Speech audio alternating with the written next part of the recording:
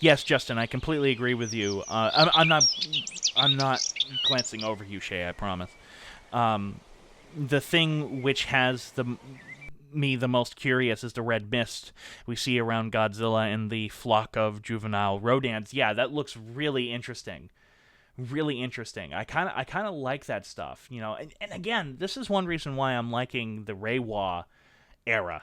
You know, even if I'm not necessarily loving the movies that have been coming out of this, with the exception of Shin Godzilla, I'm loving that they're taking risks over in Japan. They're like, nah, let's see if we can reinvent this shit. Let's see if we can really sit down and try something new with these giant monsters, unlike that bullshit that's being made over here.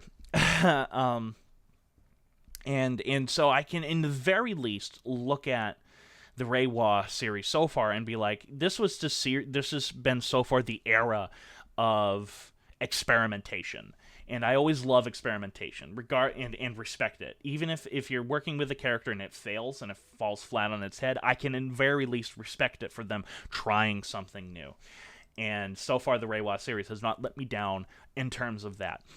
Yeah, Shin Godzilla was a masterpiece. Shin Godzilla is the only one that I really fell in love with. But I can say this, kind of going back to how I've been looking at the Reiwa series so far, the Reiwa era as a whole, is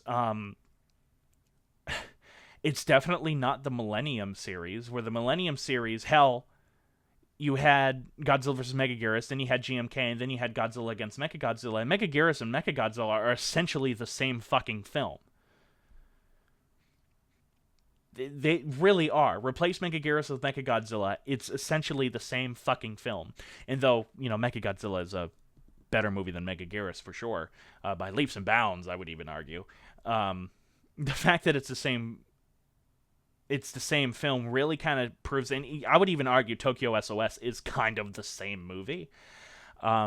Again, really shows you the lack of creativity that the Millennium series really had. That being said, GMK is an amazing film. Godzilla vs. Final Wars was fucking balls to the wall, insane crazy. Even Godzilla 2000, I think, was a wonderful love letter to Showa Godzilla. But you can see the lack of creativity there, the lack of them willing to take risks. GMK was the only one that kind of took risks. And it paid off, which is why I'm surprised they didn't do that again. Why they went with Masaki Tezuka again for Godzilla against Mechagodzilla, there's a lot of Toho politics behind that I don't really want to get into, but it kind of does baffle me why Shogo Tomiyama, who took over for Tomiyuki Tanaka, went the way he did.